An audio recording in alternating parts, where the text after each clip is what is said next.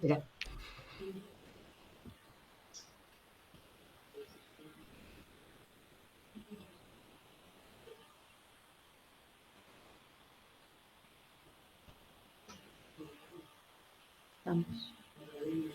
Buenas tardes, ¿cómo están? Les damos la bienvenida a la Facultad de Humanidades y Artes de la Universidad Nacional de Rosario, nuestra primer webinar del año dentro de nuestro foro permanente de educación superior, desafíos y perspectivas en América Latina. Hoy tenemos a Pedro Rabelás con su ponencia entre la calificación y la devolución formativa, la complejidad de las prácticas de evaluación de los aprendizajes. La voy a presentar a nuestra coordinadora, la coordinadora del área de capacitación continua, Norma Beatriz Placci, para que le dé la bienvenida y presente a nuestro ponente. Buenas tardes a todas y a todos. Un gusto saludarlos, un gusto recibirlos, aunque sea a través de la pantalla, en nuestra queridísima casa, la Facultad de Humanidades y Artes. Bueno, en nombre de lo que es el área de educación y capacitación continua de la facultad, me voy a tomar el atrevimiento de leer un breve currículum de Pedro Rabelás que dice muchísimo. Para nosotros es un gusto realmente que haya aceptado hacer este trabajo, abrirnos un poco la cabeza con respecto a la evaluación. Ya el título es muy sugerente, muy movilizante, así que bueno, no quiero hablar más, voy a leer el CV de Pedro y le vamos a dar la palabra a él. Pedro Rabelás es uruguayo, vive en Montevideo, es profesor de filosofía, trabaja en el Instituto de Profesores Artigas de Montevideo, es además máster en Ciencias Sociales y Educación por la Flaxo, Buenos Aires.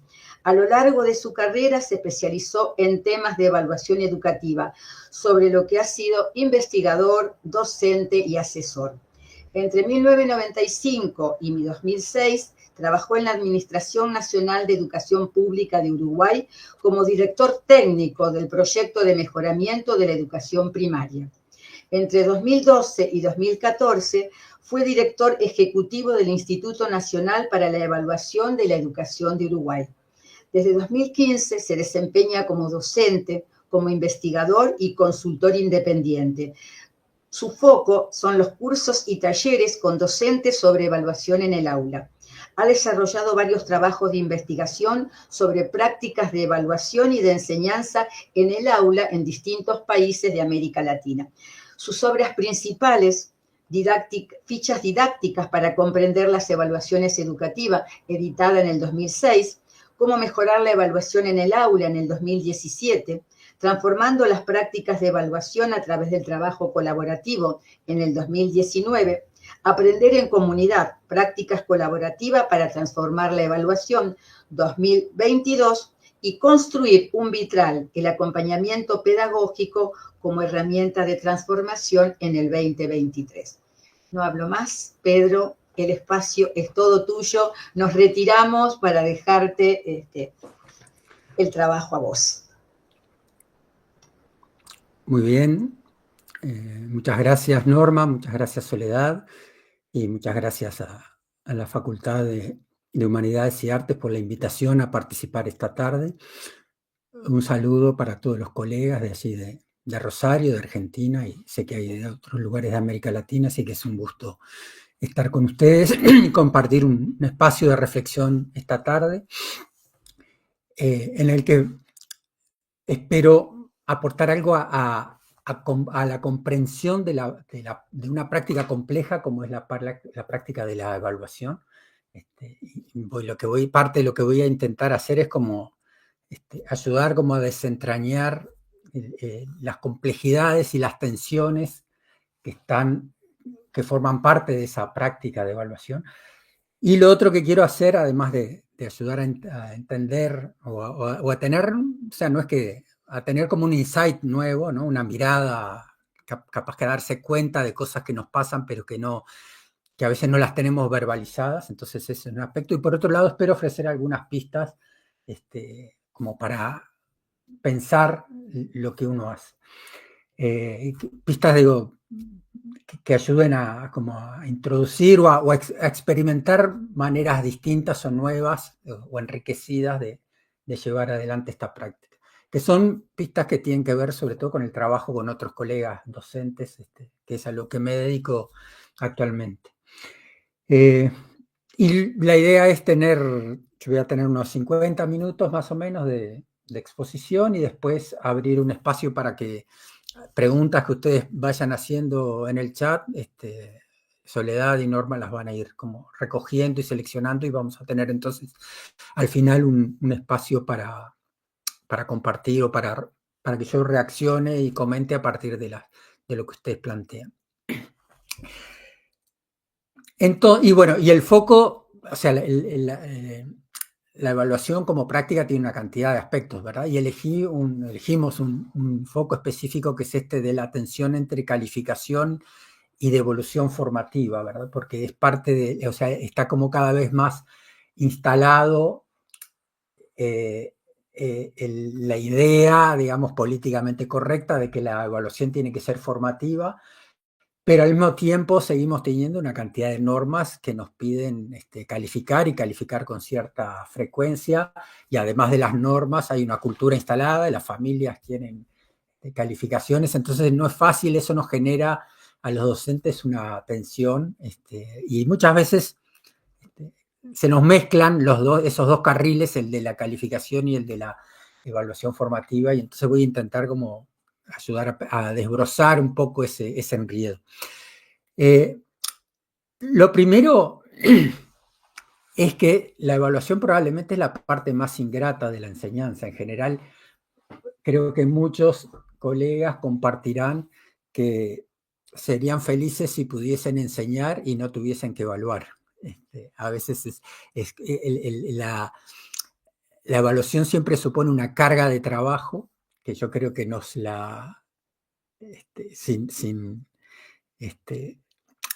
ignorar ese problema, a la vez creo que la cultura en la que estamos y los hábitos que tenemos a veces nos hacen recargar más, o sea, podríamos vivirla con un poco más de tranquilidad si no fuera porque nos autoimponemos una cantidad de exigencias.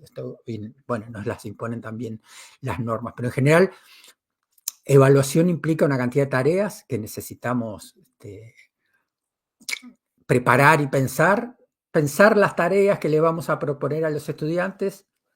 Puede resultar una tarea entretenida o como que uno puede disfrutar, pero siempre uno tiene la duda respecto a si lo que le está proponiendo es apropiado, ¿no? Es adecuado al nivel, entre comillas.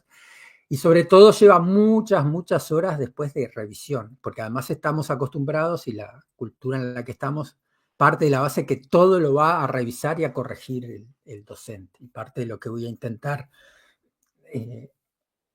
proponer en este espacio, que en realidad tal vez podríamos descargarnos parte de esa carga de corregir todo el tiempo.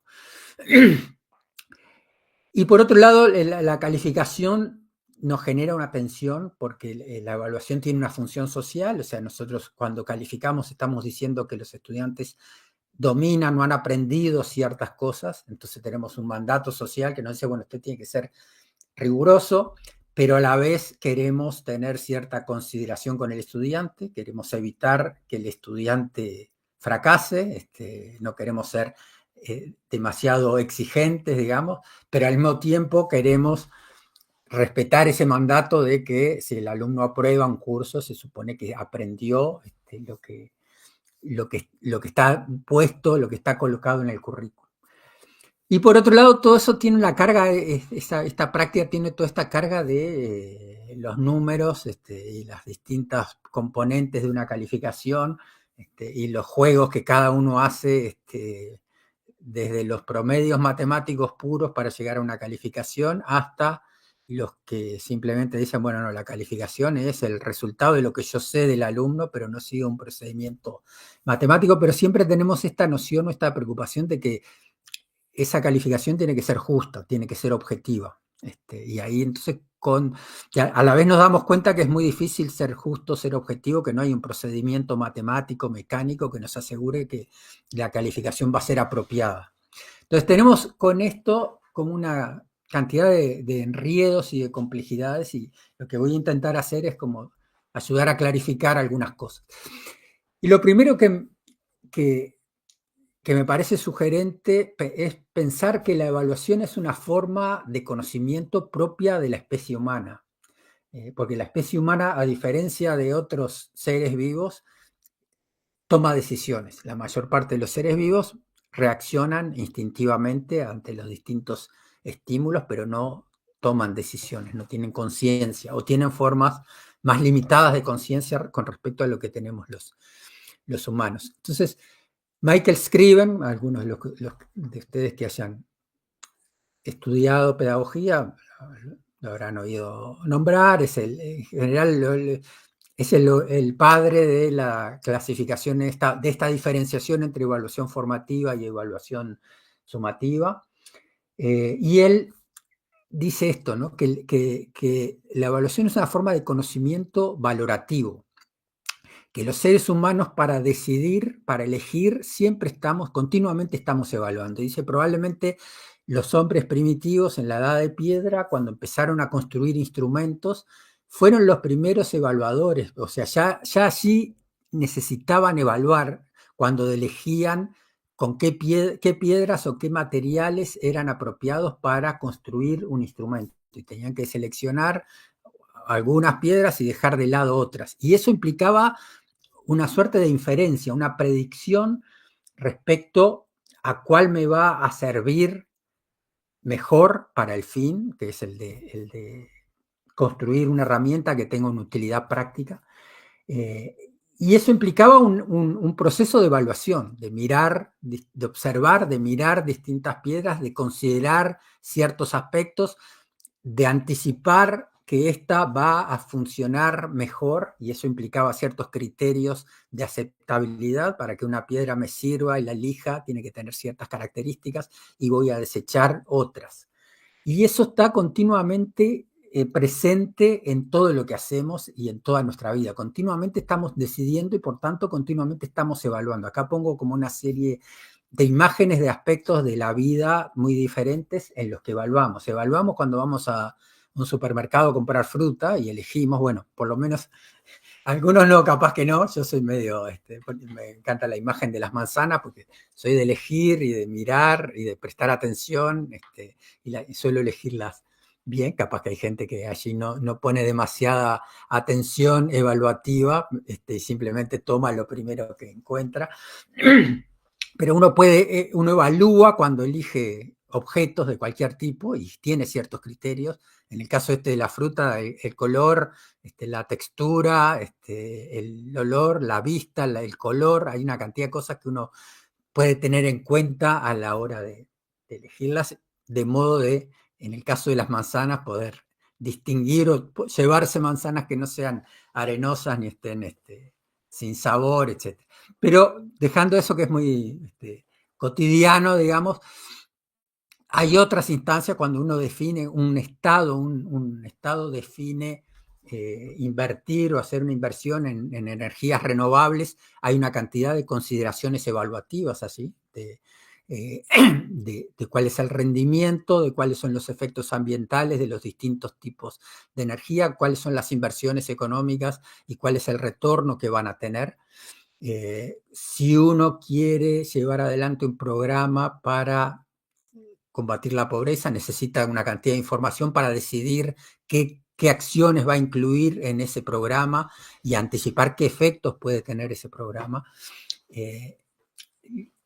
Si uno va a alquilar una vivienda, uno tiene una serie de criterios en cuenta, uno maneja información, observa el mercado, digamos, estudia una cantidad de ofertas. En general uno tiene una serie de criterios, uno dice, bueno, tiene que estar en determinada zona, de acuerdo al lugar donde uno trabaja, donde uno se mueve, tiene que tener cierta cantidad de espacios, espacio físico, digamos, para que me sirva, de acuerdo a la familia que uno tiene, eventualmente requisitos o criterios que uno pueda tener respecto a la luminosidad o al tipo de construcción, en fin, uno en general define un conjunto de criterios. Y lo mismo, la imagen central de estas dos chicas haciendo salto sincronizado en natación, también ahí hay una actividad de evaluación, hay unas personas que están observando ese desempeño y que van a calificarlo, asignarle puntajes, y esos puntajes los van a asignar en función de una serie de criterios que son conocidos por todos y que de alguna manera van a construir un juicio de valor respecto a esa actividad compleja que no tiene una medición simple. Hay disciplinas como la carrera donde no hay un juicio de valor involucrado. Simplemente los atletas corren y el que llega primero, el que corre en menos tiempo, es el que gana. No hay una evaluación de la calidad del trabajo involucrado. En cambio, en estas otras disciplinas, como la gimnasia artística, como el salto sincronizado, etcétera, no hay una medida objetiva y hay la necesidad de construir una valoración que implica definir una serie de criterios. Entonces, lo que quiero decir con esto es que continuamente en distintos aspectos de la vida, desde la vida cotidiana hasta las distintas disciplinas deportivas, hasta las políticas económicas o sociales, implican hacer evaluaciones que no tienen una única respuesta, que implican que uno formula una cantidad de criterios para valorar lo que uno va a hacer, pero que siempre la información que uno tiene es limitada. No existe en ningún caso la evaluación perfecta. Y digo esto porque también aplica a lo que nos pasa dentro del aula. O sea, los gobiernos se equivocan, las discusiones o las valoraciones de un jurado en gimnasia olímpica siempre son discutibles, y habrá quien discrepe. Las manzanas que me llevo a mi casa son lo que son, y a veces me va mejor y a veces peor.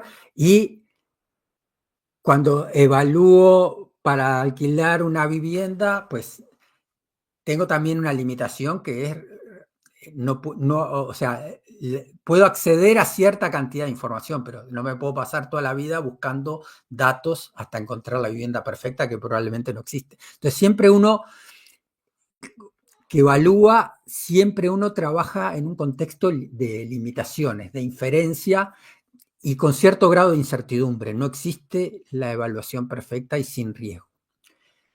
Entonces, lo que quiero con esta mirada sobre la diversidad de maneras o sobre cómo la evaluación está presente en todos lados, quiero mostrar detrás de esto que acabo de describir cuál es la lógica básica que está detrás de ese proceso de evaluación, que después lo voy a aterrizar al trabajo que hacemos cuando evaluamos en el ámbito del aprendizaje y de la enseñanza.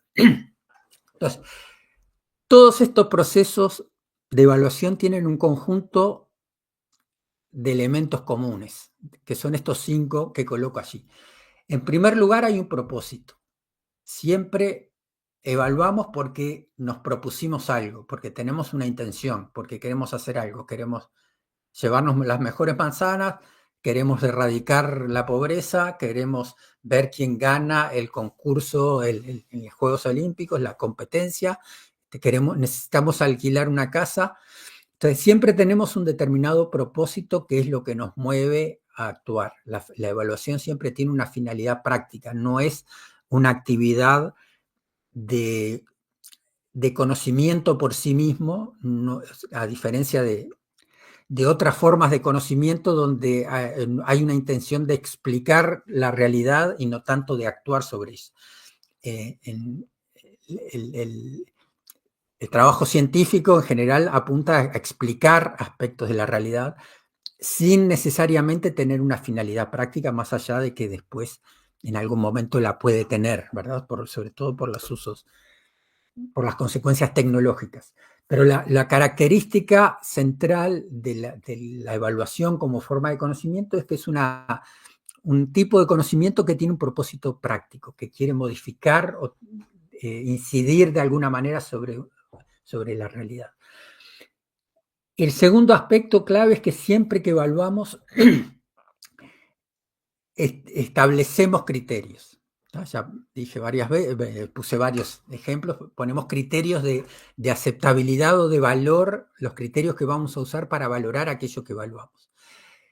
Lo tercero que siempre está involucrado en la evaluación es que usamos alguna forma de evidencia o de información. Observamos lo que estamos evaluando, en el caso de algunas veces simplemente observar las manzanas, observar el desempeño artístico o el desempeño atlético. Y en otros casos la evidencia es más compleja, tiene una cantidad de información sobre costos, sobre distintos tipos de fenómenos. Pero usamos una cantidad, recogemos de algún modo información que nos permite, que va a ser la base de lo que vamos a evaluar. En el caso bueno, ahora enseguida voy a cómo esto, qué es lo que pasa con esto en el aprendizaje. Y luego viene un proceso que Scriven le llama de coligación, que es un proceso complejo de ida y vuelta en que uno va comparando la evidencia que está recogiendo con los criterios que uno tiene. Entonces uno tiene el criterio de que las manzanas me gustan o suelen ser mejores las que tienen tal color y tal textura, y ese criterio lo contrasto con la percepción que tengo de lo que tengo delante, y hay un ida y vuelta. Y lo mismo en cualquiera de estos procesos de evaluación. Recojo información sobre una cantidad tengo un set, digamos, de viviendas que fui, visité, tengo el dato del precio, tengo el dato de la cantidad de habitaciones y voy contrastando, digamos, la información que tengo con mis expectativas, con mis criterios de valor. Entonces, ese es un proceso complejo de ida y vuelta, y en el cual además algunos criterios tienen más peso que otros, ¿sí? O sea, yo puedo tener una serie de criterios para elegir una vivienda, pero hay uno clave que es el costo. Puedo pagar tanto. Y bueno, ese es un criterio que tiene un peso especial por sobre todos los demás, porque si no logro, si no lo puedo pagar, no lo puedo elegir. Y entonces capaz que puedo decir, bueno, sacrifico una habitación o acepto que esté más o menos lejos del lugar ideal. Pero lo que quiero decir con esto es que algunos criterios tienen más pesos que otros, más importancia que otros. Y siempre la evaluación termina en algún tipo de consecuencia práctica.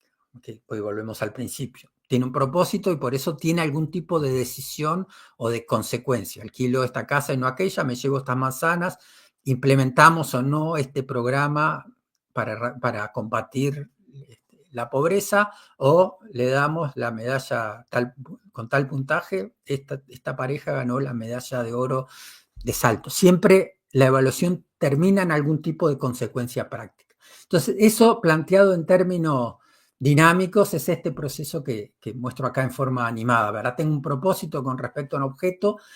Ese objeto por definición es complejo, es como un puzzle, no lo voy a abarcar todo, y además tengo una limitación cognitiva, no puedo abarcar toda la información, no puedo manejar todas las viviendas, ni todas las manzanas, ni todos los elementos que inciden en la generación de la pobreza. Siempre tengo una limitación en cuanto a lo que puedo conocer y por eso necesito evidencia empírica, que la evidencia empírica son como las ventanas que me permiten observar ese objeto. Y el proceso lo que decía recién, el proceso de coligación o de valoración, es esa ida y vuelta entre los criterios y la evidencia que recogí, y a partir de eso se genera una valoración, esto es bueno, esto es regular, esto es malo, esto hay que cambiarlo, esto merece tal puntaje o tal calificación, y eso va a tener decisiones o consecuencias prácticas. En la actividad académica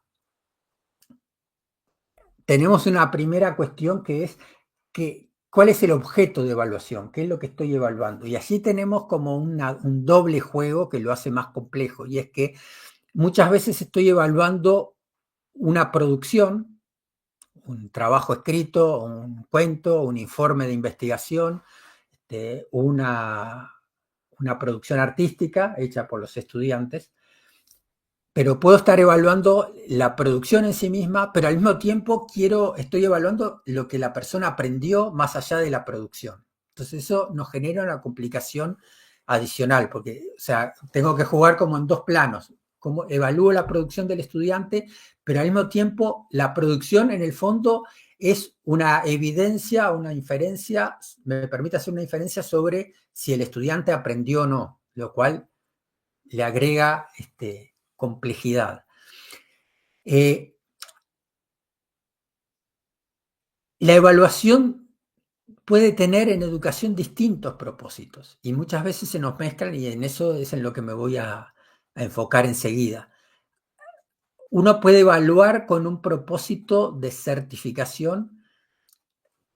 La norma me pide que califique a los estudiantes y de eso puede depender el que aprueben o no aprueben un curso. Pero al mismo tiempo, en la lógica de la evaluación formativa, tengo una finalidad distinta que la de certificación, que es la de ayudar al estudiante a mejorar. La evaluación es parte de la estrategia de enseñanza, es parte del proceso de aprendizaje del estudiante y entonces la evaluación no tiene solamente como finalidad calificar, sino acompañar al estudiante en el proceso de aprendizaje. Entonces allí tengo este doble juego en el cual me voy a meter enseguida,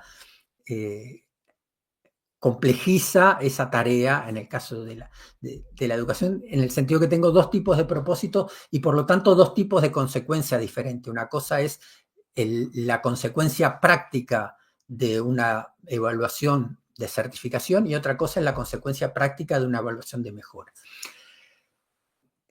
Por otro lado, tenemos un conjunto de criterios, ¿sí? En el nivel terciario, en la universidad, para aprobar una tesis, tengo una serie de criterios, o una serie de criterios para que un artículo sea publicado, o una serie de criterios para valorar la producción o para valorar el aprendizaje de los alumnos. Y muchas veces esos criterios no están explícitos, a veces los manejamos nosotros internamente, pero muchas veces los estudiantes no tienen claro qué es lo que nosotros esperamos como aprendizaje. Por otro lado, cuando calificamos, observamos aspectos de la realidad, observamos distintos aspectos del trabajo que hizo un estudiante, tanto de un producto como de su desempeño a lo largo del curso. Y luego hacemos este proceso de análisis, que yo a veces le llamo de adivinación informada, en el sentido de esto de que uno en el fondo siempre hace inferencias. A veces queremos como salvar o a veces tenemos la falsa expectativa de que la evaluación debería ser completamente objetiva y entonces armamos unos sistemas de puntos o bueno, las pruebas de opción múltiple son el modo, por eso a veces se las llama pruebas objetivas, digamos, en el sentido que no interviene la subjetividad del docente, hay una respuesta correcta, y entonces me permiten llegar a un resultado sin que interfiera la subjetividad. El problema de ese tipo de pruebas es que a veces termino evaluando cosas que no son las realmente importantes, y a veces uno sacrifica, en términos de investigación, uno puede hablar de validez y de confiabilidad. A veces uno sacrifica la validez a la confiabilidad. ¿Qué quiere decir esto? Que a veces uno termina haciendo evaluaciones muy objetivas y precisas, pero termina no evaluando lo que quiere evaluar, ¿sí? Que es lo que nos pasa a veces con las pruebas objetivas. Que son confiables, que son precisas, que no interviene la subjetividad, pero termino evaluando una cosa que no es realmente lo que me interesa como aprendizaje del estudiante. Es como si uno intentara resumir el desempeño en el salto sincronizado con una serie de datos numéricos, o sea, de datos, ¿no? de observación de la velocidad del salto, la cantidad de giros que hizo, que son cosas que se pueden tener en cuenta, pero es imposible objetivar completamente la evaluación de un salto. Lo mismo nos pasa en educación. Y a veces nos vamos al otro extremo, ¿no? Hay colegas que esta frase que usé hace un rato, que es de un colega en una entrevista, que me decía, la nota es el resumen de todo lo que yo sé del alumno, que es esta especie como de iluminación que uno tiene. que no está mal, o sea, que es una construcción subjetiva, pero que a la vez tiene que tener como un anclaje en evidencia, ¿tá? Entonces siempre ese proceso, digamos, de coligación, de llegar a una valoración en lo que observo el desempeño del alumno, es una actividad compleja. Y siempre genera incertidumbre, ¿verdad? El tener que asignar un número o una categoría a una producción de un estudiante siempre me genera incertidumbre y no hay forma de evitar eso. Puedo controlar la incertidumbre, pero no la puedo eliminar, ¿sí? No hay, la evaluación, esto lo dice Scriven, la evaluación siempre tiene un componente de inferencia. No hay forma de eliminar la inferencia. La inferencia puede ser muy arbitraria o puede estar basada en evidencias, pero no hay forma de establecer una relación mecánica e inequívoca entre un conjunto de evidencia y un juicio de valor. Ahora, dicho esto, me voy a enfocar en uno de los problemas que yo creo que es el más, el primero. Después al final voy a dejar otras pistas, pero me quiero enfocar en este problema que es la tensión que surge de esa doble tipo de propósito y de consecuencias de la evaluación. Decía recién, la evaluación tiene por un lado un propósito de certificación, tenemos una función social, dar cuenta de que el estudiante aprendió ciertas cosas. Sobre todo esto es particularmente importante en el nivel terciario. Yo creo que el peso que uno le da a la función de certificación es proporcional al nivel educativo. A nadie se le ocurre, o no debería ocurrírsele a nadie, darle una calificación a un niño de 4 años y decirle, tú no podés pasar con los de 5 porque todavía no sabes hacer ciertas cosas. A lo sumo puede haber decisiones conjuntas con los padres por cuestiones de madurez, pero en general nadie lo hace. En general ahí uno espera. La evaluación es básicamente formativa. En el nivel terciario es más complicado, porque en el nivel terciario uno está dando una certificación, está dando un título que habilita a la persona a desarrollar una función en la sociedad. Y por tanto, la función de certificación es más importante. Y yo creo que entre el nivel inicial y el terciario, en los niveles primario y medio, hay como una progresión en cuanto al papel que tiene que tener la certificación. Yo creo que uno podría perfectamente pensar un sistema educativo, particularmente en primaria, sin calificación. Ok, pero tenemos dos tipos de propósitos y dos tipos de consecuencias. Por un lado, tenemos consecuencias, lo que yo llamo consecuencias duras, que son las evaluaciones sumativas. Cuando califico, eso tiene una consecuencia, el estudiante aprueba o no aprueba. Cuando evalúo para dar un título, eso tiene una consecuencia práctica, la persona puede o no puede desempeñar una función en la sociedad. Y por otro lado, muchas veces evaluamos, cuando hacemos evaluación formativa, con lo que yo llamo consecuencias blandas, donde no hay una consecuencia directa sobre la persona, sino que la consecuencia es tomar decisiones para mejorar el aprendizaje, pero no hay una consecuencia dura. Entonces, hay dos tipos de consecuencias o de evaluaciones que tienen consecuencias duras y consecuencias blandas, digamos, o de mejora. Y al mismo tiempo, entre las consecuencias duras, hay dos tipos de procesos de evaluación distintos. Uno es el de certificación y otro es el de selección.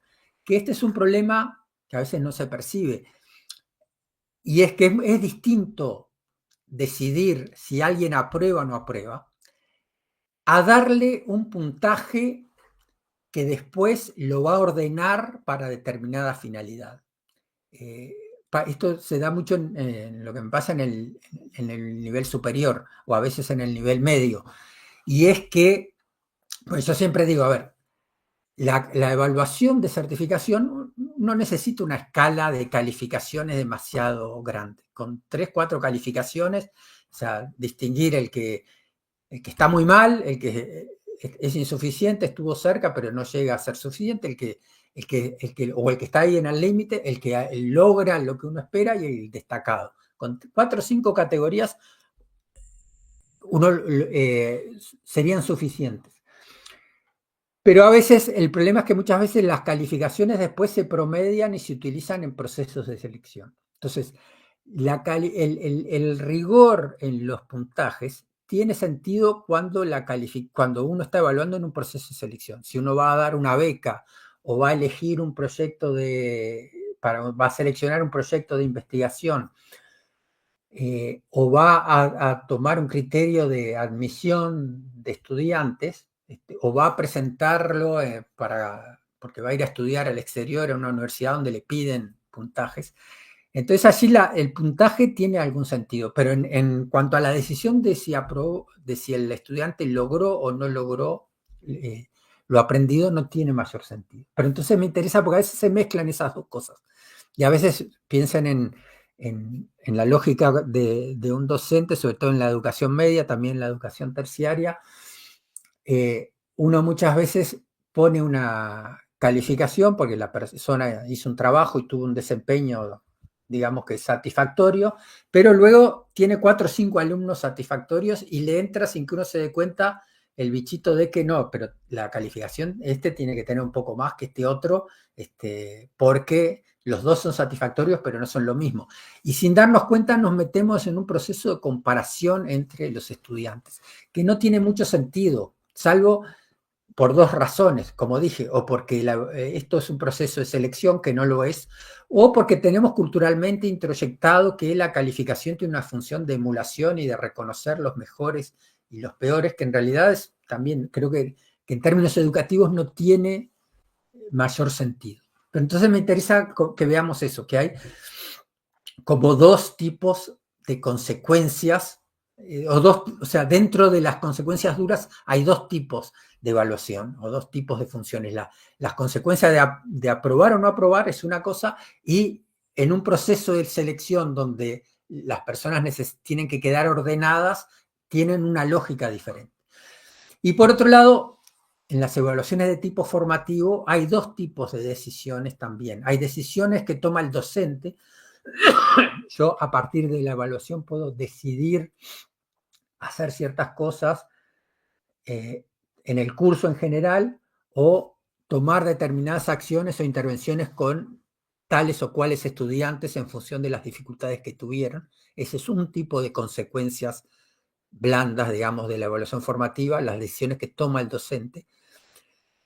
Pero por otro lado, la evaluación formativa tiene como finalidad también que el propio estudiante tome decisiones. O sea, las consecuencias no son solo las decisiones que yo tomo como docente, sino que necesitamos pensar también la evaluación formativa en el sentido de lo que el alumno hace a partir de la evaluación.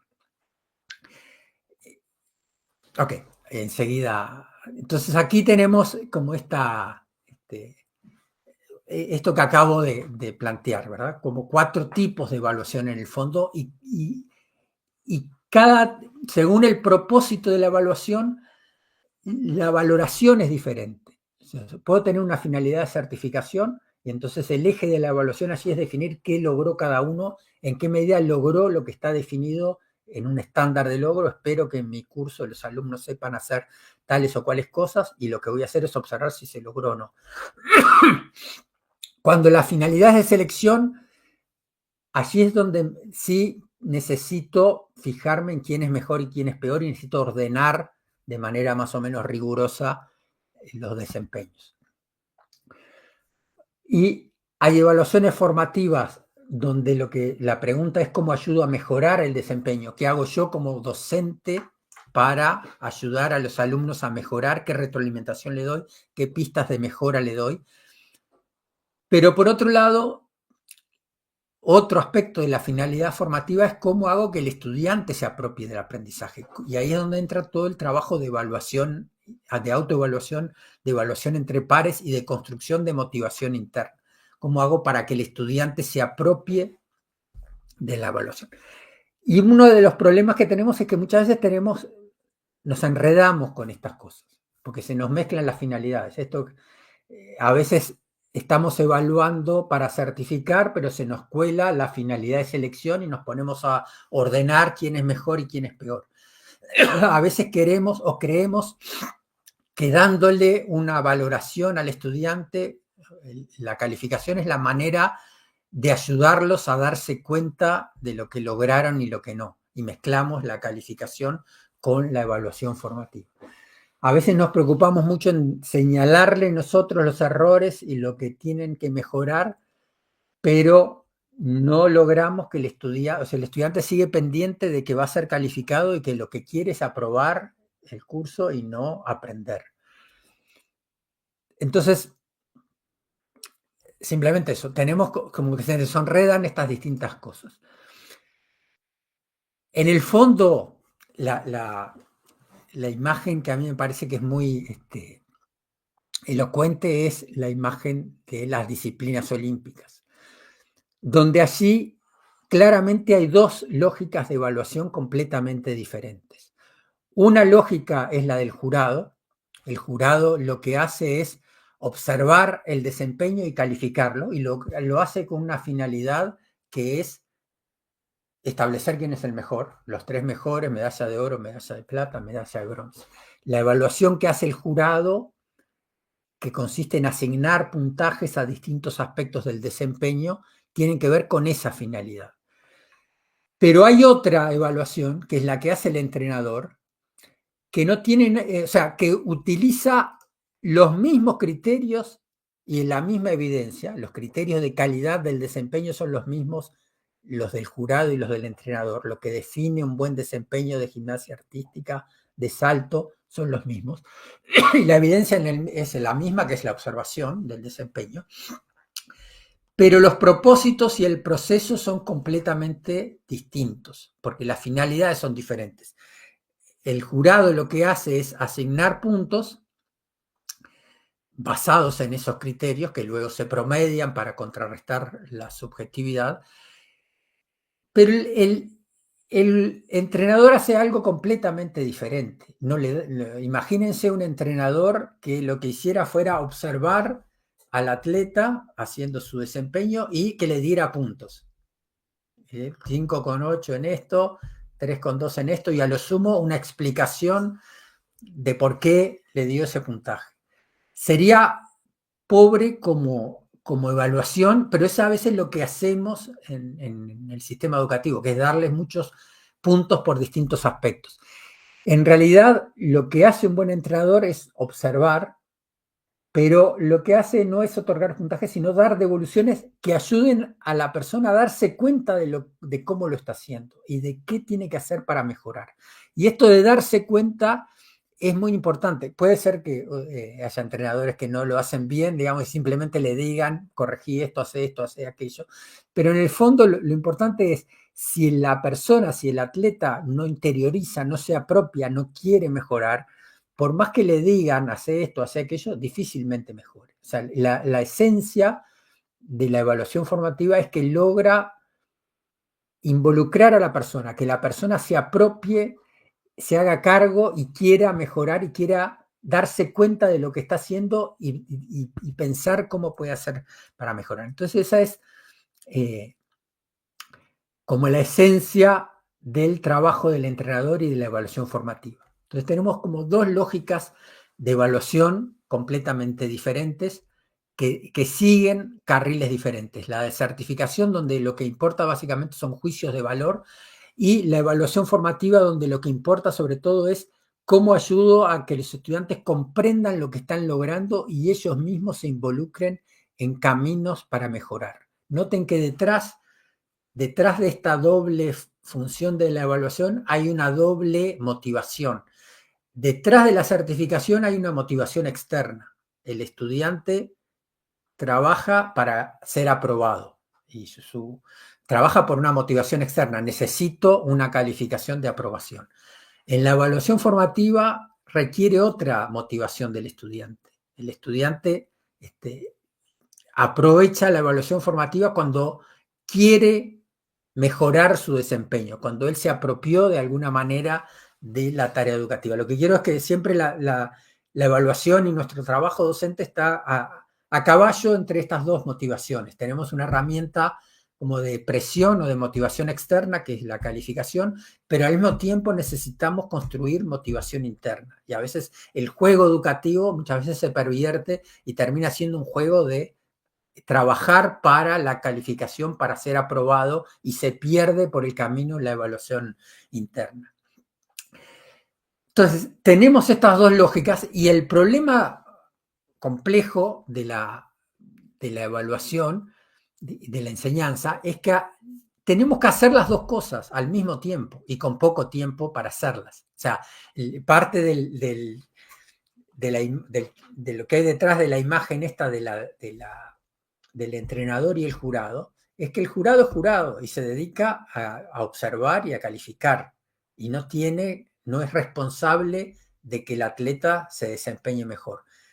Y el entrenador no lo está juzgando al atleta, lo está ayudando y luego lo va a llevar a una competencia donde allí sí va a ser juzgado y valorado. Pero el entrenador, su tarea es acompañar, ayudar al atleta a entender, a darse cuenta y a hacer mejor su desempeño. El problema que tenemos en la docencia es que tenemos que hacer las dos cosas simultáneamente. O sea, tenemos que estar actuando como entrenadores, pero a la vez nos piden que todo el tiempo estemos haciendo de jurados y estemos asignando calificaciones y puntos, y con muy poco tiempo para hacerlo. En general, uno podría imaginarse, a mí me viene por lo menos la fantasía de imaginarme, bueno, que sería enseñar sin tener que certificar, que muchas veces lo hacemos, damos talleres, cursos, actividades que no tienen una certificación al final, y uno está despreocupado de eso. Y a veces uno piensa, bueno, capaz que la certificación, hay gente que se dedica a hacer exámenes, pruebas, instancias de certificación, hay instituciones que se dedican a la certificación, pero no tienen la responsabilidad de enseñar. Lo que hacen es calificar a candidatos que se prepararon en otro lugar. Entonces, simplemente, no sé si, o sea, no estoy diciendo que tuviese que ser así, pero simplemente para entender mejor la complejidad de este doble rol. En general, yo cuando a mí en mi trabajo profesional me piden un curso, un taller para colegas, siempre una cuestión clave es, bueno, pero ¿eso va a incluir certificación o solamente la instancia formativa? Porque son dos trabajos distintos completamente. O sea, el de certificación implica un trabajo adicional enorme. Ok, dicho esto, aterrizo a lo práctico, que es lo otro que quiero trabajar, que es cómo hacemos evaluación formativa. Y estos son, lo que aparece ahora en pantalla son testimonios de colegas, docentes trabajando sobre cómo hacemos o qué pensamos de qué significa hacer evaluación formativa. Entonces los colegas me decían estas cosas. No tengo un ejemplo concreto, identifico que a mí me cuesta realizar una devolución que le llegue al estudiante y le lleve a mejorar el aprendizaje. Lo que hago es reunirme alumno por alumno a ir mostrándoles dónde se equivocaron. Esto es algo a mejorar. O sea, la pregunta acá es si eso es suficiente o no. También resulta productivo resolver los problemas y ejemplos en conjunto con los estudiantes para que no se vuelva un grupo de personas escuchando solo a una. La evaluación formativa es explicarle o resolver el problema delante de todo el grupo y discutirlos con todos los estudiantes después de haber hecho una tarea, un escrito. Otro colega que decía, conozco casos en los que el estudiante recibe una retroalimentación escueta del parcial el día antes de presentar un examen. No tiene tiempo de revisar sus errores y a estar preparado así para presentar el examen. Creo que la mejora en este punto debe ser algo más que decir esto está mal y se hace así. Enseñar cómo llegar a la respuesta debe ser la prioridad, no dar una devolución con la solución. Lo que está diciendo esta colega es, bueno, la evaluación formativa no debería reducirse a señalarle lo que está mal y cómo habría que hacerlo, que sería como el caso del entrenador que no logra que la persona se dé cuenta, sino que simplemente le dice, esto está mal, hacelo así. Y en lo que dice es, enseñar cómo llegar a la respuesta debe ser la prioridad. En el fondo lo que está diciendo es, necesito ayudar al estudiante a comprender, a darse cuenta, y no darle la solución. Entonces así, la cuestión clave es distinguir entre valoración, devolución y orientación. Wiggins, que es un autor dedicado a evaluación, que a mí, por lo menos me resulta muy atractivo, muy interesante, Él dice, necesitamos distinguir estas tres cosas. Una cosa es darle una valoración, decirle esto está bien, está mal, me gusta, no me gusta, darle un puntaje o simplemente o marcarle lo que está bien y lo que está mal. Eso es una cosa. Otra cosa es darle una orientación, decirle al estudiante lo que tiene que hacer o por dónde puede corregir. Y otra cosa es darle una devolución. Devolución es ayudar al estudiante a que se dé cuenta él mismo de lo que necesita mejorar, a que se apropie, a que entienda por qué una determinada parte de su trabajo es una dificultad. Lo que dice Wiggins es, nosotros en educación estamos acostumbrados a dar mucha valoración, todo el tiempo estamos felicitando, diciendo si está bien, si está mal, marcando errores, rayando con color rojo las cosas que están mal hechas, o dando orientación, diciendo al estudiante lo que tiene que hacer. Pero Wiggins dice, el momento en que un estudiante comprende que una parte de su trabajo no es apropiada es completamente diferente del momento en que el estudiante percibe que al docente le parece mal esa parte de su trabajo. O sea, son cosas distintas. El estudiante muchas veces sí se da cuenta de que a algo está mal, que al docente no le gustó o el docente me marcó los errores, pero a veces no termina de comprender qué es lo que falta o cuál es el problema, porque no termina de apropiarse. Y Wiggins pone este ejemplo para ilustrar esta idea de devolución y de retroalimentación. Él pone el ejemplo de un maestro técnico, un curso de formación técnica, es un curso de soldadura. Ralph es el maestro, les está enseñando a soldar. Después que aprendieron y que hicieron todo el trabajo, cuando llega la instancia de evaluación les da una instrucción para que elaboren un marco en aluminio para una ventana. Y tienen que cumplir las especificaciones que en el mercado se utilizan para las normas de calidad de una ventana de aluminio.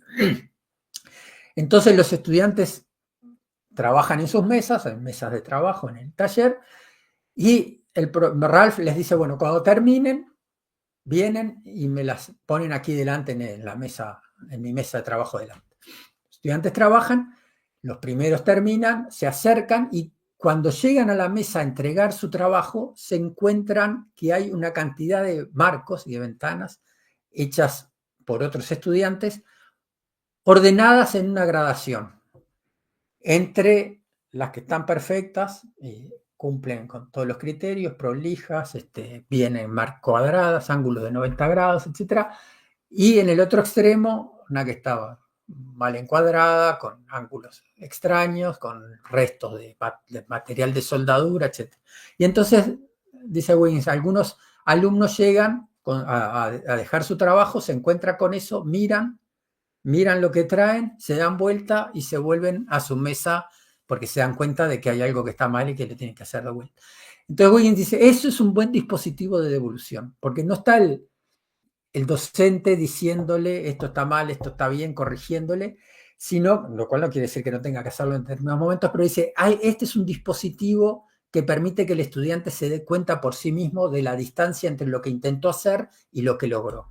Entonces compara su trabajo con una gradación y él mismo se autocorrige. Esta es una estrategia, entre otras, ¿verdad? Pero lo que interesa es la lógica detrás de esto es la devolución implica que el estudiante se dé cuenta por sí mismo, no que le digan esto está bien, esto está mal, hace esto. Entonces esa es como la esencia de la evaluación formativa. Y eso uno lo puede traducir en distintas herramientas. Y es que es lo que quiero proponer ahora, una serie de herramientas para hacer evaluación formativa. Una herramienta que es como una traducción de ese ejercicio de Ralph que acabamos de ver al ámbito, porque la facilidad que tiene el ejemplo de las ventanas de aluminio es que es un objeto visible y uno puede rápidamente ver y comparar.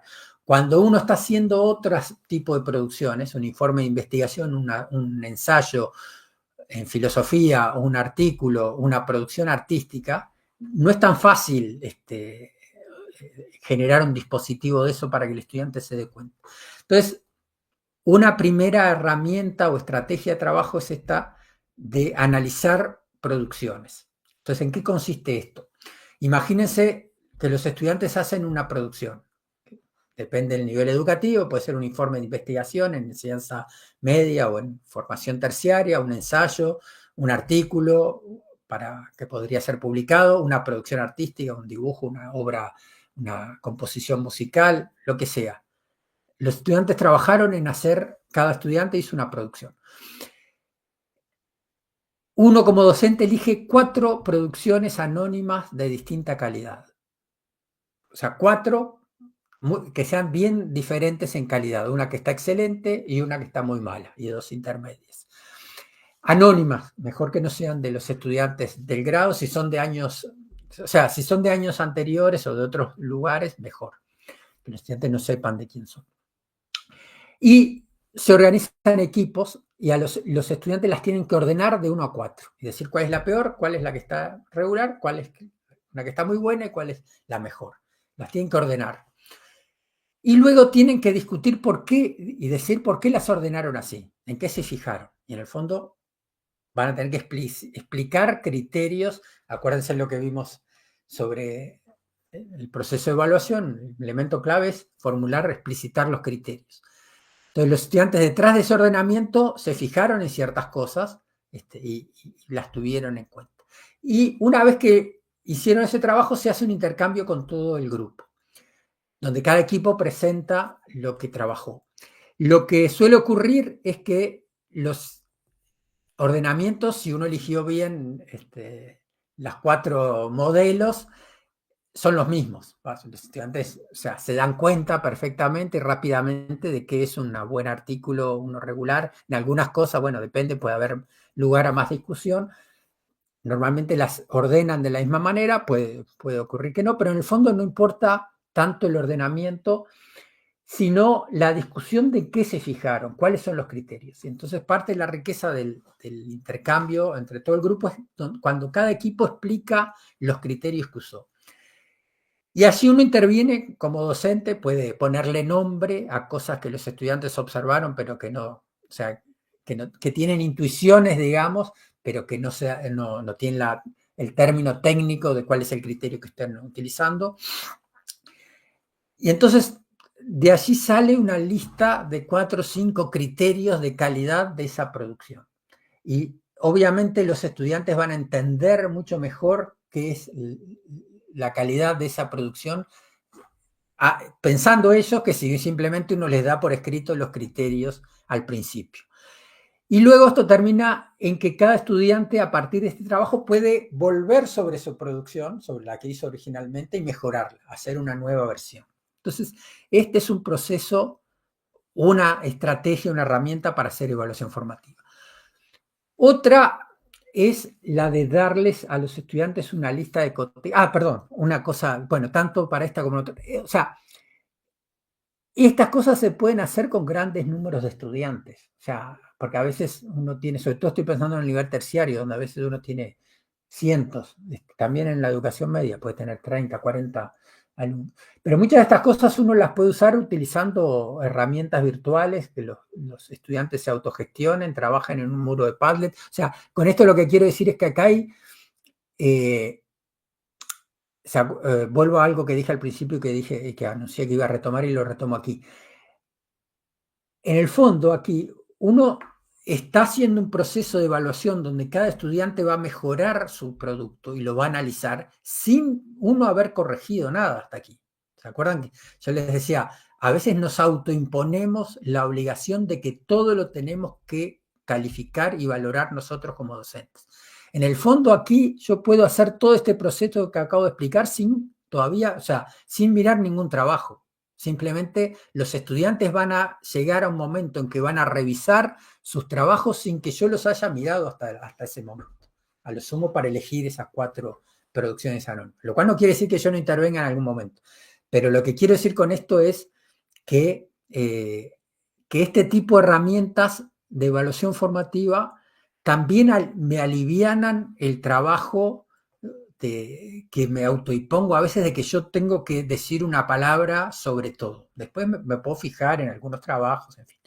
Ok. Otra herramienta es hacer una lista de cotejo. O sea, definir obviamos lo anterior, la anterior una estrategia, supongamos que ahora yo quiero trabajar yo con ciertos criterios, les doy una serie de criterios a los estudiantes y les pido que ellos o se autoevalúen, se autoasignen una valoración de 1, 2, 3, 4, 5, donde 1 es malo y 5 es muy bueno, o esto mismo lo puedo hacer como coevaluación, o sea, mirando el trabajo de un compañero y valorándolo. Ojo, paréntesis, coevaluación no significa que los estudiantes se califiquen, ¿no? O sea, a veces incurrimos en ese error y los estudiantes no quieren evaluar el trabajo de un compañero porque tienen la idea de que lo están calificando y que eso va a tener un peso sobre su calificación y se pervierte todo el proceso de evaluación. Esto que estamos, o sea, insisto en esto que decía, son dos lógicas de evaluación diferentes. Ahora estamos metidos en una lógica de evaluación formativa que no implica calificaciones. O en lugar de puntos puedo simplemente usar categorías. Logrado, está parcialmente logrado, no está logrado. ¿Y por qué? Siempre por qué.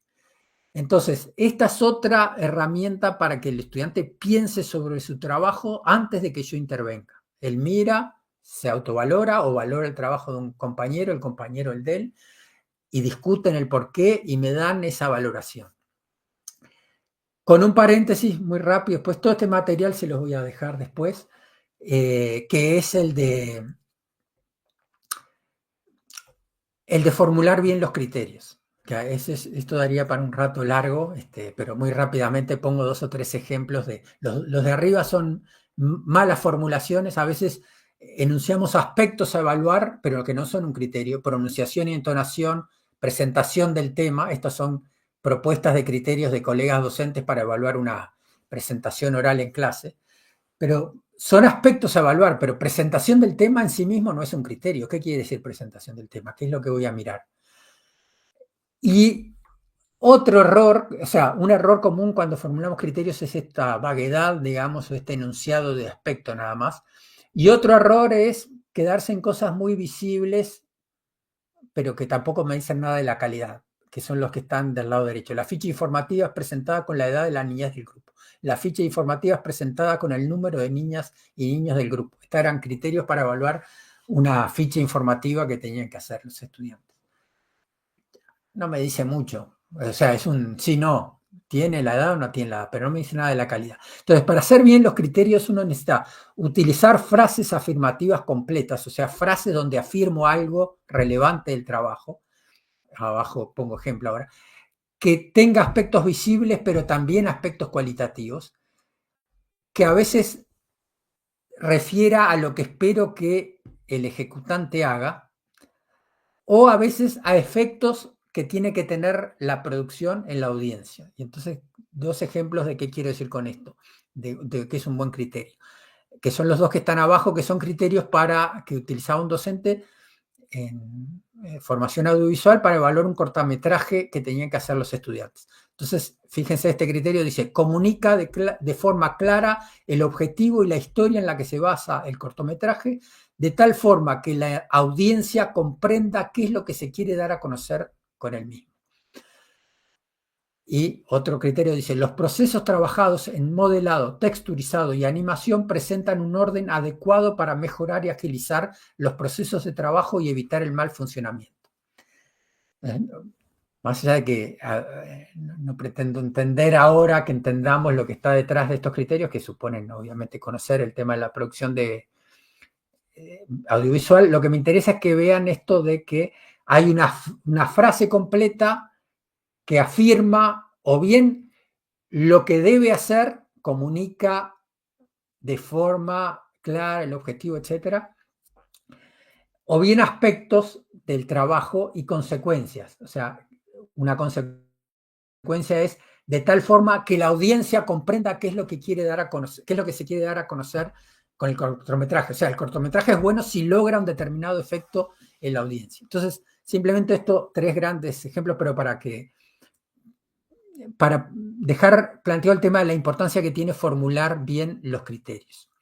Luego hay otras herramientas de evaluación formativa que enuncio muy rápidamente y sobre todo insisto en esto de recurrir más a la evaluación entre pares. Los estudiantes pueden ser fuente de aprendizaje entre ellos y es muy importante salirnos de esa postura cultural de que todo lo hace el docente, de que hay una ida y vuelta, el estudiante trabaja y le da al docente para que el docente corrija y califique, que en el caso de la calificación sí tenemos que hacerlo nosotros, pero en el caso de la evaluación formativa tenemos que abrir mucho más juego a los estudiantes. Entonces, la primera, que es una especie de anagrama en inglés, ask 3 before me, que la traducción es pregúntale a 3 antes que a mí. En el fondo lo que hacía este docente era, le decía a sus alumnos, antes de venir a pedirme orientación o preguntarme a mí, tenés que buscar ayuda en 3 compañeros. Si preguntaste a 3 compañeros y seguís sin entender, venís y te explico. Pero antes tenés que buscar ayuda en los compañeros. Otra técnica es la de los semáforos. La técnica de los semáforos significa que es una técnica va a incorporar en esto que hacemos habitualmente, que los estudiantes hacen una tarea y yo la explico, después el docente la explica para todos cómo se resolvía o cómo se hacía. Entonces, en esta técnica, cuando el docente explica para todos cómo se hacía, cada alumno se autoasigna un color. Verde, si entendió y no tuvo problemas. Amarillo, si tiene alguna dificultad o hay algo que no termina de entender. Y rojo, si no está entendiendo nada. Y luego, el paso siguiente es que se conforman equipos, el docente conforma equipos de verdes con amarillos, donde los verdes tienen que ayudar a los amarillos a resolver sus dificultades, y el docente se concentra en trabajar con los rojos, con los que tienen más dificultades. Entonces, esta es una estrategia que me permite enfocarme en algunos. Es uno de los dramas que tiene uno habitualmente como docente. O sea, ¿qué hago? ¿Sigo con los que me siguen o me detengo a trabajar con los que no me están siguiendo y el resto queda en banda? Entonces, aquí hay una lógica de que todos tienen tarea, pero además hay una lógica de que muchas veces los alumnos entienden mejor las explicaciones de los compañeros y muchas veces, en general, el estudiante que ayuda a otro también refuerza su propio aprendizaje, porque también aprende explicando a otro. Ok, otra es esta de revisión entre pares, pedirle a los alumnos que miren el trabajo de otro y le hagan devolución, insisto, no calificación, sino devolución.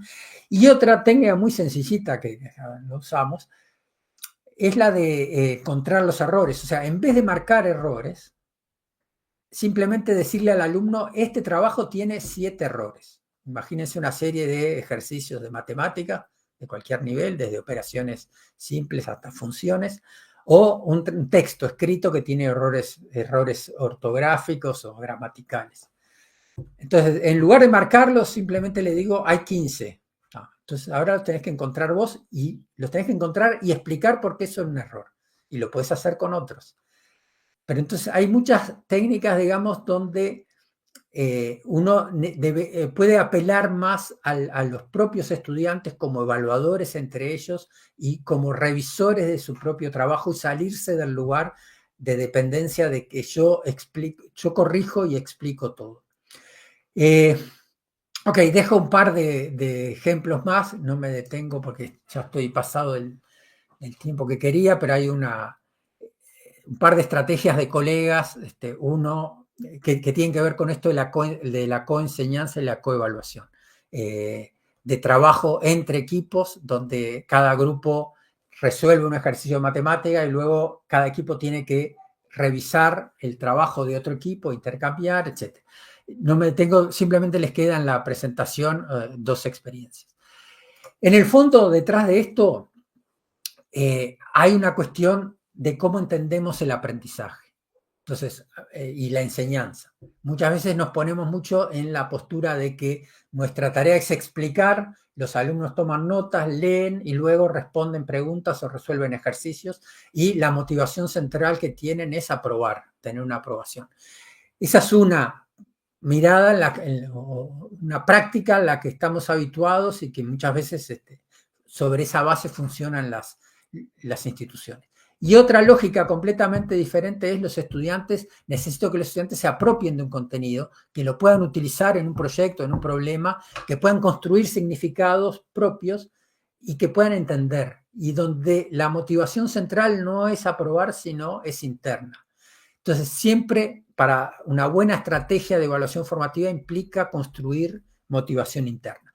Dejo planteados para el futuro, digamos, otras preocupaciones. O sea, si miran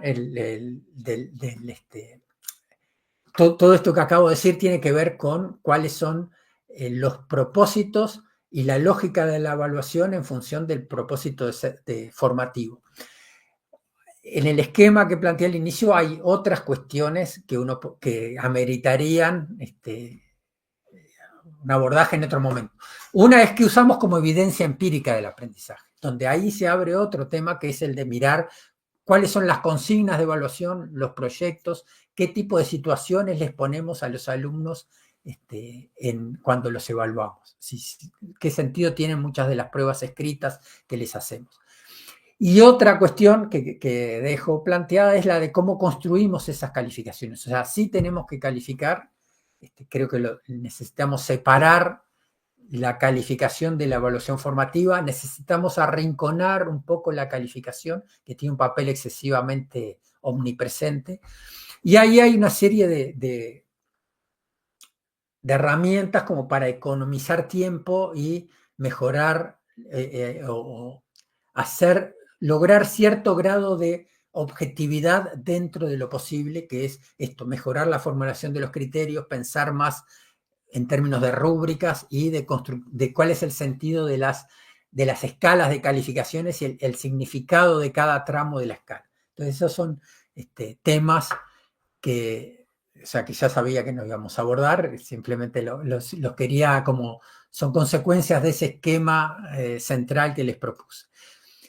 Les dejo para seguir pensando en la presentación un par de enlaces a un espacio, un blog abierto que tengo, donde hay distintas experiencias o reflexiones que les pueden servir sobre el sentido de las calificaciones. Las calificaciones no son números y la objetividad es imposible. Ese es uno de los posteos en el cual pueden meterse, o cómo construir una rúbrica usando inteligencia artificial.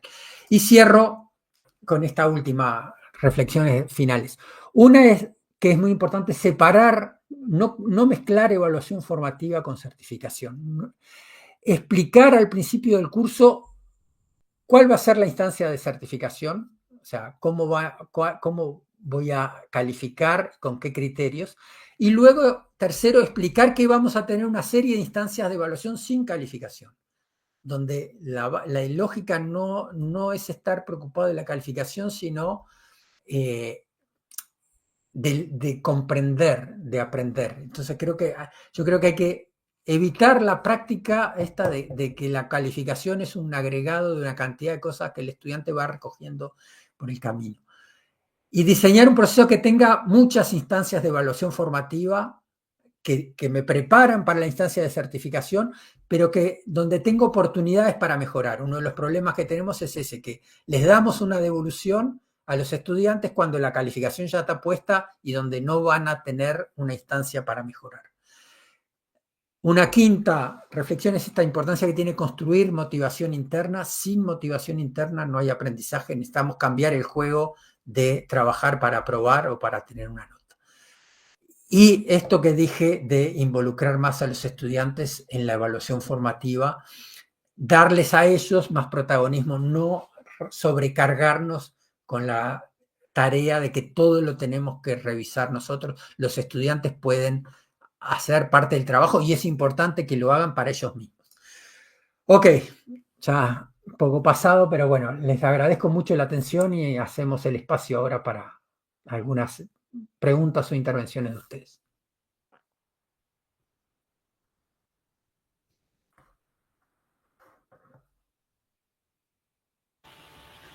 Bueno, Norma, ¿estás con el micrófono? Sí. Sí, hay micrófono, sí. Muchísimas gracias, Pedro. Un placer escucharte, nos quedamos pensando. Te voy a pasar primero una pregunta de un colega, Fernando, que escribió desde hoy temprano, que tiene un... Dice Fernando José Llanos, ¿las pruebas objetivas evalúan de modo auténtico el desarrollo de competencias? Pregunto, porque generalmente cada pregunta está asociada a un indicador o desempeño aislado. Sí, lo que decía al principio, las pruebas, hay distintos tipos de pruebas objetivas, hay pruebas más sofisticadas, hay otras que son muy simples, o sea, hay que mirar las preguntas, es muy difícil hacer una buena prueba objetiva que evalúen lo que realmente queremos, pero además siempre tiene la limitación de que o sea, siempre estás en el contexto de lápiz y papel. El estudiante obviamente no enfrenta propiamente una solución problema. Entonces yo creo que las pruebas objetivas pueden servir, si están muy bien hechas, para evaluaciones a gran escala, para tener una información de diagnóstico. Creo que son pobres a la hora de valorar el trabajo educativo que hacemos en el aula con los estudiantes, donde ahí necesitamos otra cantidad de evidencias diferentes. Gracias. Yo me quedaba pensando cuando te escuchaba, Pedro, ¿qué pasa con la dimensión subjetiva, tanto del docente como de los estudiantes, ¿no? Cuando pesa esto de la calificación, cuando los estudiantes no reciben las devoluciones y cuando, sobre todo, esto lo vemos en la universidad, cuando los estudiantes no aprueban y no hay quien, digamos, intervenga para decir, bueno, ¿por dónde podés encontrar otro camino? Y reiteran los exámenes y esto que vuelven a, quedan libres, lo vuelven a cursar, lo vuelven a hacer y no quedan como, digamos, esa materia o ese espacio que no les permite avanzar porque no saben cómo salir de allí. Y no hay nadie, ¿no es cierto?, que dé una devolución correcta, una devolución que ayude a la mejora. Sí, así, o sea, insisto en lo que planteaba, vuelvo un minuto bueno, no vuelvo a la presentación, pero en la diapositiva esta donde decía cómo entendemos el aprendizaje, en el fondo tiene que ver con esto que tú estás planteando. O sea, creo que yo decía, ¿cómo entendemos el aprendizaje? A veces tenemos una visión demasiado simplista de que enseñar es presentar temas, explicarlos, que los estudiantes lo leen y luego van a poder responder preguntas. Y en realidad necesitamos pensar desde una lógica más compleja donde, o sea, la formación implica otro tipo de vínculo con el conocimiento y otro tipo de actividad de los estudiantes en proyectos, en tareas, en situaciones auténticas, en situaciones similares a las que van a encontrar cuando se dediquen a una determinada disciplina, sea cual sea, desde el arte hasta la mecatrónica. Hay otras preguntas. Muchas veces tenemos el problema, tú decías, Norma, es de que los alumnos no tenemos dispositivos para acompañarlos y no saben qué hacer. También pasa lo contrario. Muchos colegas me decían en estas actividades que hacemos habitualmente, me decían, a mí me pasa, hay colegas, digamos, que hacen todo el esfuerzo de dar una devolución, dice, pero los estudiantes les das el espacio y no vienen o no les interesa y en realidad quieren aprobar con el mínimo esfuerzo. Entonces, tenés tensión de los dos lados, tenés tensión de que muchas veces el estudiante no encuentra un espacio de acompañamiento, de apoyo, pero al mismo tiempo tenés el problema inverso de estudiantes que entran en un juego donde se imaginan la tarea académica más como un trámite administrativo, tengo que aprobar y obtener una serie de sellos, y en realidad no me interesa realmente formarme. Entonces, tenés las dos cosas, y ahí hay un problema de cómo uno construye institución educativa, ¿verdad? Que la institución sea más que un conjunto de aulas donde alguien va a dictar cátedra y el resto va a escuchar. O sea, creo que necesitamos pensar más. O sea, yo siempre digo que parte del problema de la docencia es que pensamos que el docente trabaja cuando está dando clase e ignoramos todo el trabajo que el docente tiene que hacer fuera del aula para poder trabajar bien dentro del aula. Y lo mismo ocurre con el alumno. A veces pensamos que el alumno su tarea principal es ir a escuchar dentro de un aula, y en realidad deberíamos pensar más la docencia y la enseñanza y el aprendizaje como un trabajo en torno a proyectos, y donde no todo ocurre en el aula y donde tenemos espacios para encontrarnos fuera del aula para enfrentar ese tipo de las dificultades que van encontrando. Necesitamos pensar más la formación como proyectos de trabajo más que como escuchar para después responder pruebas o exámenes. Gracias. Hay 2 preguntas más. Una dice, Juan Carlos pregunta, ¿qué opinas sobre el aula invertida como forma de apropiación del conocimiento?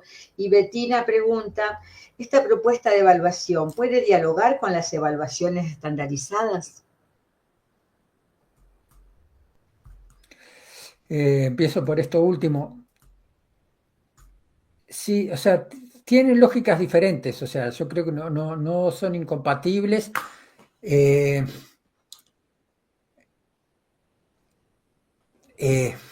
Pero creo que es distinto la lógica de fondo es la misma siempre. O sea, el planteo que yo hice de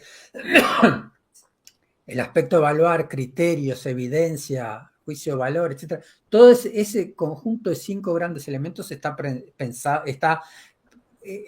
también se hace cuando se hace una evaluación estandarizada. O sea, se define, esa evaluación tiene un propósito que es informativo. En general, la evaluación estandarizada tiene un propósito formativo.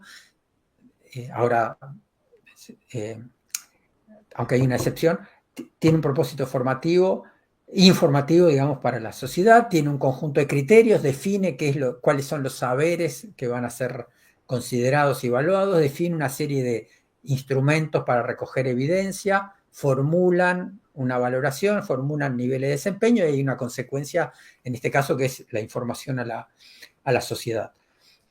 La lógica, o sea, la evaluación estandarizada se puede utilizar con carácter formativo. Yo creo que uno de los ejemplos que no llegué a desarrollar, que les quedó allí, es una colega que les da un material de lectura a los estudiantes y luego les da una prueba de opción múltiple para que la respondan, y luego los pone a trabajar en equipo para que los estudiantes comparen las respuestas de opción múltiple que cada uno de los miembros del equipo dio, y se pone a trabajar sobre eso. O sea, utiliza la evaluación estandarizada como herramienta de evaluación formativa. O sea, que la puede utilizar, pero la evaluación formativa implica mucho más.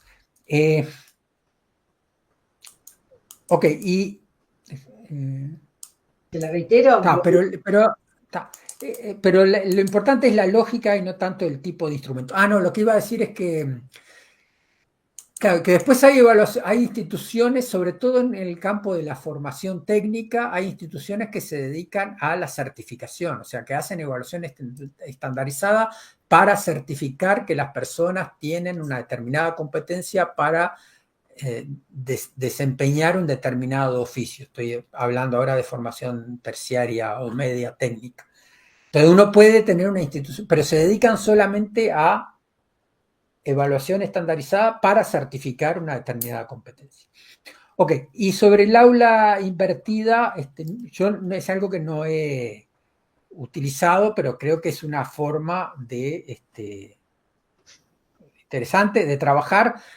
En el fondo allí lo que importa es qué es lo que le propongo a los estudiantes en esa aula invertida, y si con ese mecanismo logro que los estudiantes se interesen por lo que les estoy proponiendo y se involucren cognitivamente, y no sea simplemente... O sea, creo que el problema de fondo siempre es cómo rompemos el juego de pensar la formación como un conjunto de calificaciones o de obstáculos que tengo que aprobar, donde lo que me importa es aprobar y tener una nota, y donde no me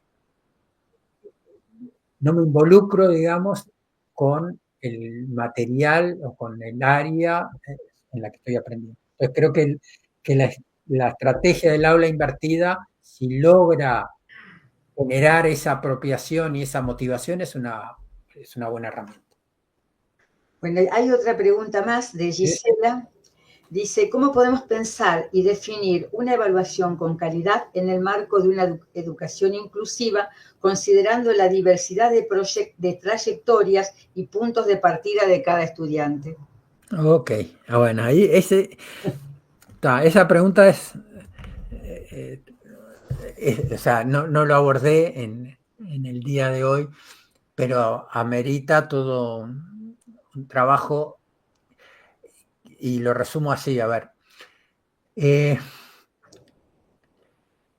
Yo hice énfasis, a ver, la primera cuestión clave es esta, distinguir entre la educación como un derecho y la educación que me habilita a desempeñar una profesión. Entonces yo creo que ese es un primer paso, una primera diferencia en cuanto a la importancia que tiene el logro.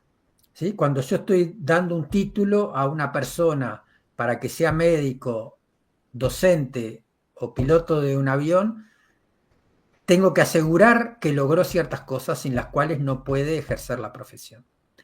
Ahora, cuando estoy en la educación inicial, primaria y media, que son parte del derecho de las personas, y donde no las estoy preparando para nada, aunque hay un paréntesis ahí, tenemos un problema con la educación media, porque la educación media nació como preparación para la universidad y entonces seguimos muy atados a la idea de que la educación media los tiene que preparar para la universidad. Pero si pensamos que los estudiantes tienen derecho a la educación hasta los 18 años, no deberíamos excluirlos de ninguna manera, en ningún momento. Y por lo tanto, eso implica que necesitamos dar lugar a la diversidad de trayectorias y que no podemos medir a todos con la misma vara. Eso creo que es lo que está detrás de la pregunta. O sea, lo que dice la colega, creo, y que yo lo comparto, es si me coloco en lugar de una educación inclusiva donde todos tienen derecho a estar y donde cada uno es diferente y no los puedo medir a todos con un mismo nivel de logro, necesito inevitablemente poner en cuestión la idea madre del sistema educativo en el que estamos, que es el currículum igual para todos. O sea, esta idea de que yo puedo definir en una oficina un currículum y puedo decir lo que todos los alumnos a los 3, a los 4, a los 5, a los 6, a los 10, a los 16 años tienen que aprender, y si no, no van a aprobar, o no, capaz que no en el grado, pero que en algún momento les voy a interrumpir la carrera. Eso lo tengo que romper.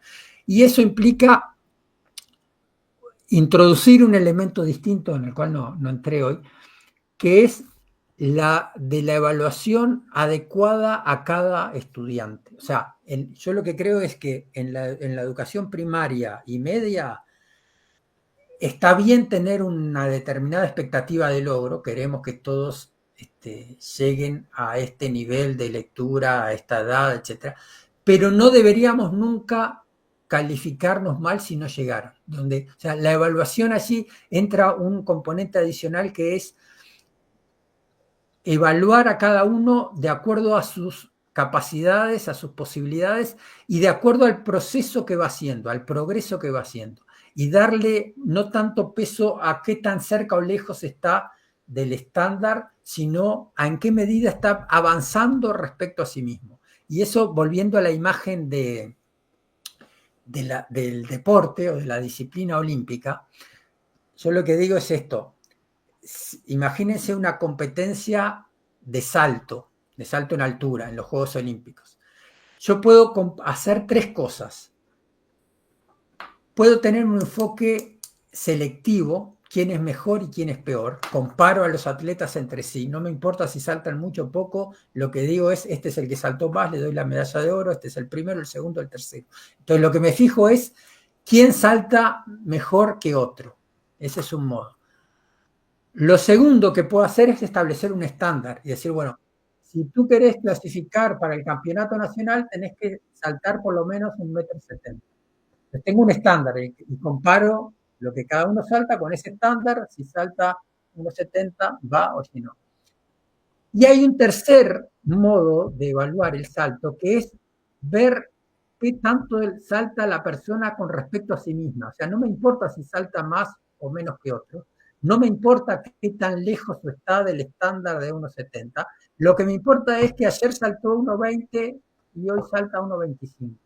Entonces, esa persona está mejorando su desempeño. Entonces, yo creo que un enfoque de educación inclusiva implica esto, implica primero eliminar la idea de competencia, quién es mejor y quién es peor, tener estándares de logro, pero relativizarlos, asumir que los alumnos son diferentes y que no todos van a llegar al mismo tiempo a los mismos lugares, y priorizar el enfoque de progreso. Todos los alumnos pueden mejorar de acuerdo a sus posibilidades, y entonces los evalúo teniendo en cuenta principalmente eso.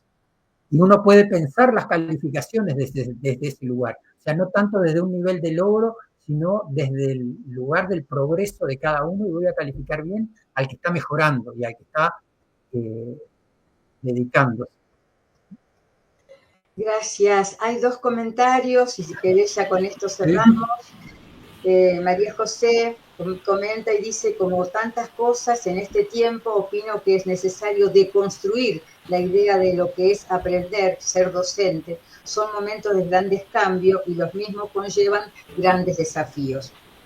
Y Maximiliano dice, las famosas pasantías en el nivel medio es de suma importancia para poder evaluar el desempeño en habilidades adquiridas durante la escolaridad media. Es el momento del trabajo en el territorio, habilidades comunicativas de lectura y escritura, matemática, etc.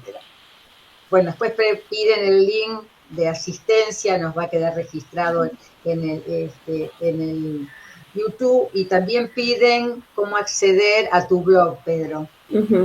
Sí, yo les voy a dejar a ustedes la presentación que hice. La vamos a distribuir. Ustedes la distribuyen, allí están los enlaces a esto que presenté, al blog, pero si no, el blog es www.pedroravela.com, y ahí hay una cantidad de material al que pueden acceder.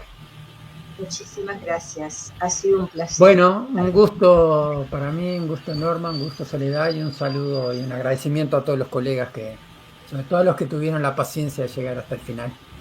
Gracias, Pedro.